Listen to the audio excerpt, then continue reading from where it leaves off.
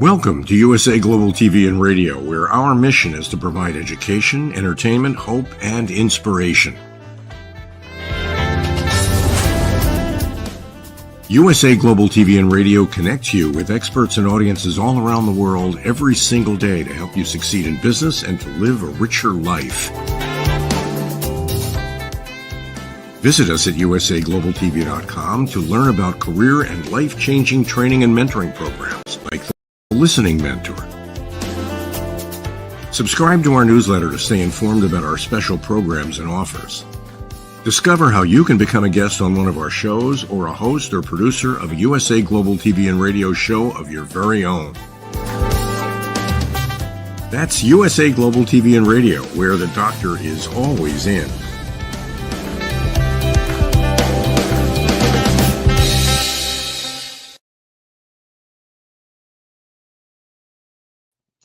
Howdy, y'all. red.olaughlin here. Today on the USA Global TV and Radio Network, my show called Talking Heads, we're going to talk about something that happens to every one of us. No matter how old you are, it happens. Aging. And I'm switching off a little bit from the programs that I've done in the past where they're 4 to 6 or maybe 8 weeks on a particular topic. And I'm trying to cover some topics of interest in a single show. So my goal is to talk about aging. What causes it? What can we do about it? And for today, we're going to talk about from a macro perspective, and then I'm going to dive into one that I think is very, very important. So with that, let me go ahead and load up my slides to get going. Oh, yeah, there it is right there. I just want to make sure we covered the USA Global TV and Radio Network is seen on Amazon Fire, Zizzle, E360 TV, YouTube, Roku, Android TV, a lot of live streaming destinations, and several podcasts that are audio. So it's not difficult to find. If you want to find an old show that was done, maybe I did a show on cancer or weight loss or something, go to YouTube, look up US Global TV and go to the playlist, put my name in there, and you'll find what you're looking for. Pretty easy to do. Okay, get that given the case. Okay, disclaimer. I'm a researcher. I have never been in the medical business, never been in the pharmaceutical field. I fell in love with chemistry way back when, high school. Got my first degree in it. Didn't get a chance to practice it because I got an invitation to Vietnam. But I have a total of 5 different academic degrees, all different subjects. I love learning what I do nowadays based on my wife's chemo and radiation, trying to help her get through all the side effects of the drugs and the radiation, was what causes things to happen in the body. And so I started shifting over to using my chemical background to looking at what is going on at the cellular level in the body. And I looked for cause and effect relationships. When I worked for Halliburton, I was in a program that looked at failure. How did it happen? Why did it happen? What can you do about it? And so I'm taking my same academic learning and job knowledge and applying it to what's in front of us on an everyday basis. So you treat a cause, you can generally fix a problem. You treat symptoms, the cause is still there. It's not going away. It may even get worse. The symptoms can be hide the real damage that's occurring. And as always, my presentations are for awareness and education. So that being said, let's jump into this. I have a program I had, maybe 6, 8 weeks of just before this, a couple weeks back, and I talked about a personal health dashboard getting started a month or two early for New Year's resolutions. And my accountability is to my audience. So since last week, my weight's gone up a little over half a pound. There's no change in my BMI. My body fat's gone up just slightly. Subcutaneous fat just a little bit less than that. Visceral fat up just a notch. BMR, basal metabolic rate, no change. Body age, no change. No change in any of my physical measurements. Really no change in my ability to maintain leg strength on about 4 inches of polystyrene. And so with that being said, I did start my neck exercises. That one thing I did do. But like any other kind of resolution, sometimes we just don't get started as quickly, or there's some party that happens or something else. So anyway, I am making progress. I am changing my habits, just not as quickly as I wanted. But I am learning as I'm going through. I wrote a book several years ago called Longevity Secrets for Healthy Aging: How to Live to 100 Years of Age with the body of a healthy 50-year-old, and the mind of a 25-year-old. And it's not difficult, but there's just so many things we don't know. And so that's kind of what I'm covering today. Now, what causes aging? That's a big deal. In the book, the one I just showed you, Longevity Secrets, I talk about two primary ones: the telomere shortening and human growth hormone. Those are the two I concentrated on because I think those are easiest to address. At the end of your DNA, you have a telomere. Every time the cell replicates, you lose a little bit. So it's kind of a strange topic. I'm losing a little bit. I don't need to lose as much as I'm losing. So it's erosion, but you're kind of shortening that erosion time. And the human growth hormone is a hormone. We make it. However, what I made as a 3-year-old was a whole lot more than I made as a 30-year-old. And my 30-year-old production was a whole lot more than my 70-year-old. So, but there are super easy ways to make some of these things either shorten my erosion rate on my telomere or create more human growth hormone. The easiest way for more human growth hormone is fasting. Literally, that is the fastest way to grow more human growth hormone. Within a very short period of time, you can be back into I'm 78, I could be back into my 40s or even my 30s because of the amount of human growth hormone that can be grown in a daily basis. Outside of those two, there are many. I've just picked the ones that I think are probably the most easy to understand here on my show. Genomic instability. How frequently does our DNA actually mutate? It gets hit all the time, 24/7. There are just so many mutations taking place, but our immune system overcomes the vast majority of them. It's that rarity when that mutation takes hold and actually starts a life of its own. So genomic instability is one. Epigenetics, we've talked about that many times in the past.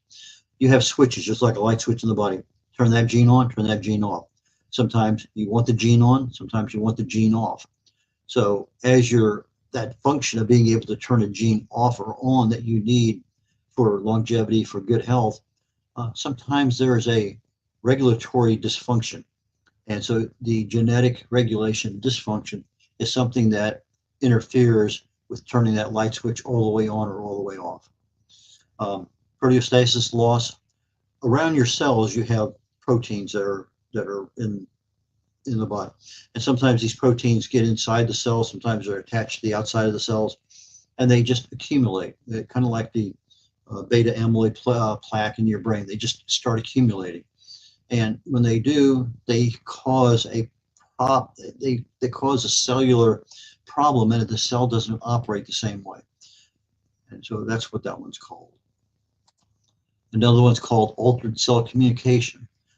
The cell has like a landline to the next one going over. And if you disrupt that communication network, and it's usually caused by inflammation, the ability, the efficiency, the totality of that communication is disrupted, and you're not getting full communication. So the next cell that's getting a message saying do this is not getting the message. So the doing this doesn't happen. and inflammation is a cause. Deregulated nutrient sensing. There's basically 4 different ways our nutrients are sensed in the body. You can pull that one up on Google, deregulated nutrient sensing, and read all about it, but it has to do with your insulin-like growth factor, your AMPK, and just all sorts of things. But those things can be adjusted. Stem cell exhaustion. As we get older, our stem cells are not as plentiful, they've been used up, and we end up in a phase of our life called senescence. It's getting old. And so as you're doing that, the stem cells aren't available.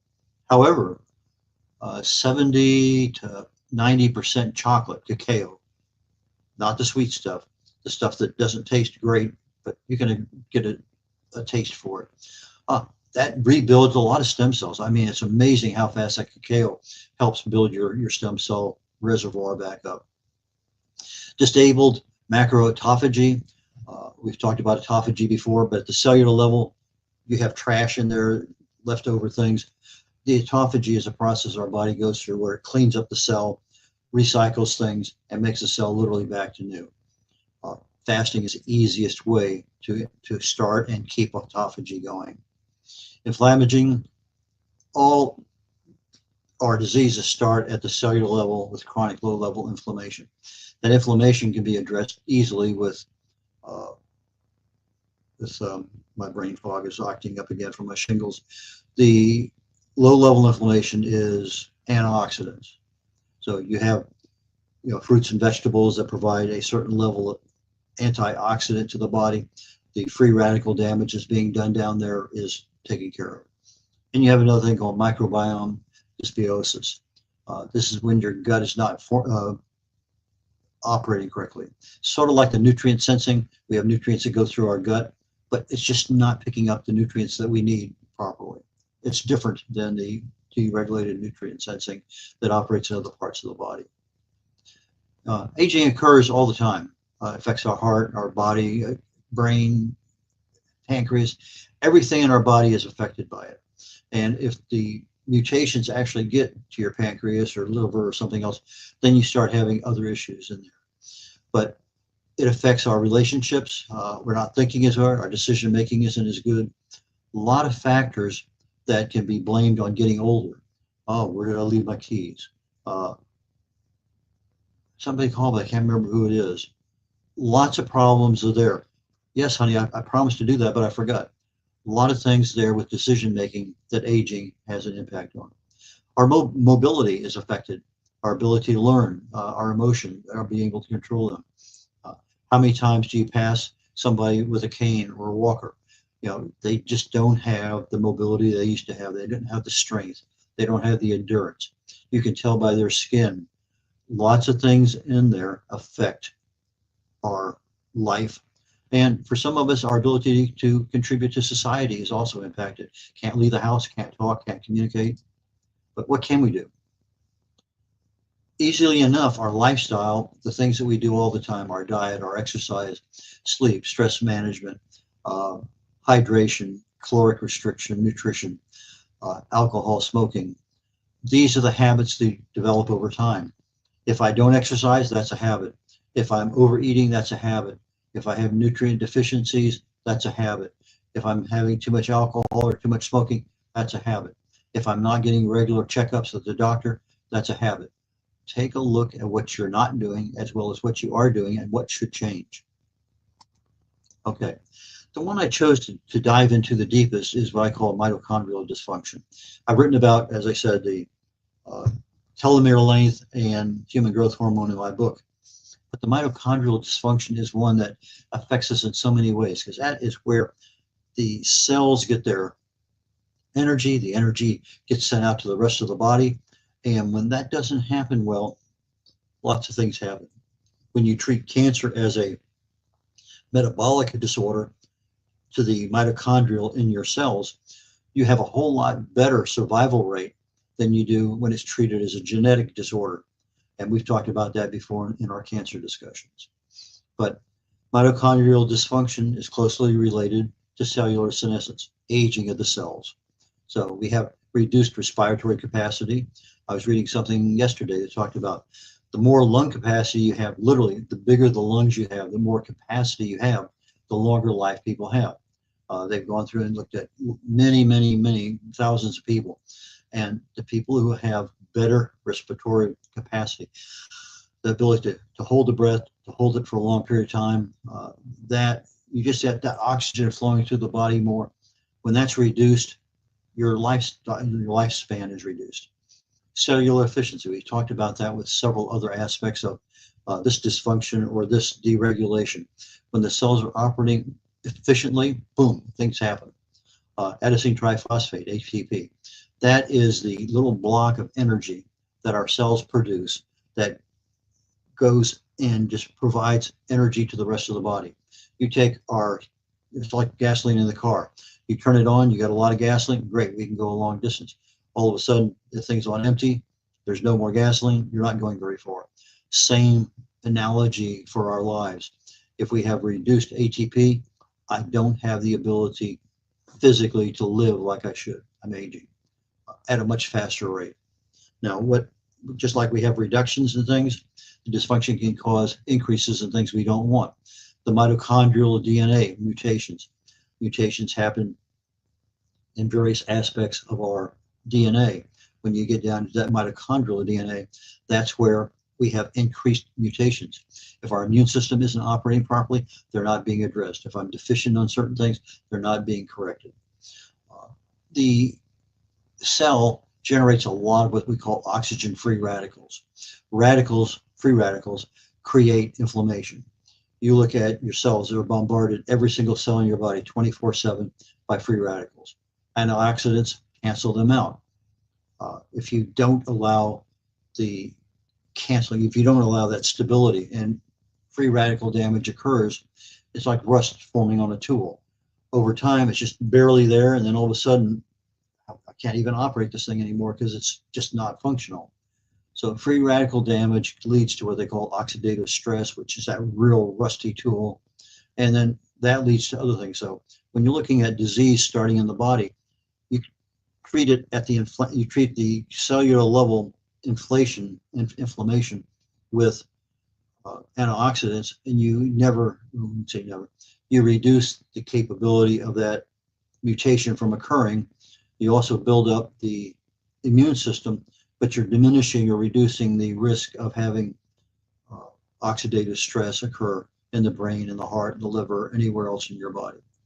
And there's a lot of age-related metabolic disorders when you start having mitochondrial problems. So I'm looking at that. Type 2 diabetes, I talked about insulin with the insulin growth factor for that earlier when we talked about nutrient absorption. You have metabolic syndrome. That's when you get that extra little tire around your middle, higher levels of sugar in your body. A lot of issues with that, blood pressure, etc. Non-alcoholic fatty liver disease. Again, I have a liver disease. Typically, we expect it from too much alcohol, but if you get too much sugar, it's not properly being processed in the body, then you end up having a higher risk for fatty liver disease. Vascular disease, same kind of thing for the brain. You get too much inflammation in the brain, you increase your risk of dementia. Well, you increase the risk of heart plaque in your arteries and valves. You also have vascular disease in your extremities. I have vascular disease that was just picked up literally about 1.5 years ago in my legs, and I go in every 6 months and now it's every 4 months, and have it looked at so that if they do need to do surgery, they're catching it on the very, very, very front end of anything. But it happens. That plaque builds up over time. Muscle coordination. We just don't have the ability to do things like we used to. Weakness. This is all because our body doesn't have the energy, the ability to function properly. A lot of neurological issues. We've talked a little bit about dementia. Visual and hearing issues. That can be caused by a lot of things, but when your mitochondria aren't working properly, you will have some level of problem there. Not immediately, but over time. Heart, liver, and kidney, a lot of damage can be done there. A lot of learning disabilities, decision-making problems, lots of issues because everything that is going on in the mitochondria that's inside the cell in our body is not working properly. So with that being said, what can we do? Well, can I reverse mitochondrial damage? One of the best resources I use is called Life Extension Magazine. It's part of the Life Extension Foundation. If you put lef.org, you get more information in there about lifespan, aging, more information you ever want to know. I find it to be extremely valuable tool. But as I'm looking, damage from mitochondrial dysfunction usually occurs about a decade before it becomes permanent. I can't do anything. A lot of supplements, CoQ10, ubiquinone, Shilajit, our alpha lipoic acid, acetyl L-carnitine, LAUGHLIN, benfotiamine, PLP, peroxidyl 5-phosphate, fasting. I added that one in. Autophagy, you clean the cells up, you make them work better. Malates, glycines, Physidin, vitamin C, pterostilbin. All of these things help directly with the mitochondrial health. A lot of other things help with aging. Lithium, low dose, glucosamine, ginger, magnesium. There's 5 types. You can buy them all in one pill at the maximum level for absorption on a daily basis. Easy to get. Stay away from anything that says oxide or carbonate. There's 5 different types, and our body actually takes those and makes a couple others. 8 different kinds of vitamin E, 4 tocopherols and 4 tocotrienols. You need all 8 of them. Omega-3 fatty acids, creatine, all your B vitamins. You need full nutrition, all 30 plus nutrients the body needs on a daily basis. And you want to strive to reduce the inflammation, oxidative stress through your diet, exercise, and other things that you do. So exercise, you need everything. You just can't go out and run. Aerobic exercise is not the only thing. Yeah, you can swim, you can walk, but balance is important. Stretching is important. Endurance is important. All of those things have to be in there. Yes, you can live with running and doing whatever, but if you want to be well-rounded and kind of reduce some of those other factors that can contribute to you looking older, feeling older, not able to do things, you really need to kind of spread out your different kinds of exercise that you're doing. Maybe you're no longer able to run. That's fine. But you don't need to go to a gym to lift weights. Just your body weight by itself is enough in many cases. Multiple types of stress reduction. Just don't rely on one. Manage it by several methods. Autophagy is critical for cell health and prevention. Alpha brainwave. I'm experimenting with this right now. If I'm talking to my subconscious mind, it's best that I do it in the alpha brainwave state. Jose Silva has a lot of YouTube videos on it, and I think that's a very good place to look. So look up Jose Silva. Yogi Berra has a lot of things in baseball that he said that I think is really applicable to our physical health, our ability to do things, and aging. He talks about baseball is 90% physical, the other half is mental. Well, it sounds kind of funny, but mental and physical health really do need to be balanced. When he talks about the other half, when you're swinging at a baseball, yeah, you have to have the physical ability, but you have to have that mental ability to see that ball and know what's going on. You know, is it a fastball, is it a sinker, is it a slider, curve, whatever. You have to be able to recognize things that are happening. So that other half mental is super critical. Another one I like is the future ain't what it used to be. Well, back when we were in our 20s, we thought anybody over 40 was old. We get into our 40s and we start thinking, maybe 65, 70, that's starting to be old. You get into your 60s and, somebody who was 75 died, you say, well, he was pretty young. So our future changes. And unless we adapt our brain and our bodies to get into that future in a better shape than what we're going to evolve into without doing anything, the future ain't what it used to be because we can't do what we used to do. Another yogiism, don't know where you're going, you might get there. Kind of like the Cheshire Cat and Alice in the Wonderland. You get to a fork in the road, you don't know where you're going, any road will get you there. But if you don't know where you're going, you might get to old age, but you might have a lot of baggage to take with you. A walker that you have to take in the car, oxygen you have to breathe. You might get there, but it may not be in the way you want the future ain't what it used to be. And we make too many wrong mistakes. I love that particular yogiism. We make mistakes, but do we learn from them? If we're making the same mistakes again, well, they're the wrong mistakes because we've already made them. That's super critical. So what didn't work? What workarounds do you have? What should you be doing? And that's what the show is all about. So awareness and education on health and wellness. And the Navy SEALs have a saying, the only hard day was yesterday. So if your day is easier than yesterday, what are you doing differently? Because maybe to make this day easier wasn't meant to be easier. You're learning, you're evolving, you're educating yourself, you're taking new pathways, lots of things to make our lives better. I can be reached at red.olaughlin.com. That's REDOLAUGHLIN, red.olaughlin.com. Email red@red.olaughlin.com or red.olaughlin@gmail.com. I have 5 books out there that are easily found on LinkedIn. I have actually 2 more beyond that. I have one that I just published a couple months back, and I have another one I'm getting ready to publish before the end of the year. But with that being said, not sure what next week's show is going to be about. Might continue a little bit more on aging, cover a different aspect or two. But right now, I'm signing off. Take care of you all. Catch you next week. Red O'Laughlin and on the USA Global TV and Radio Network. Bye now.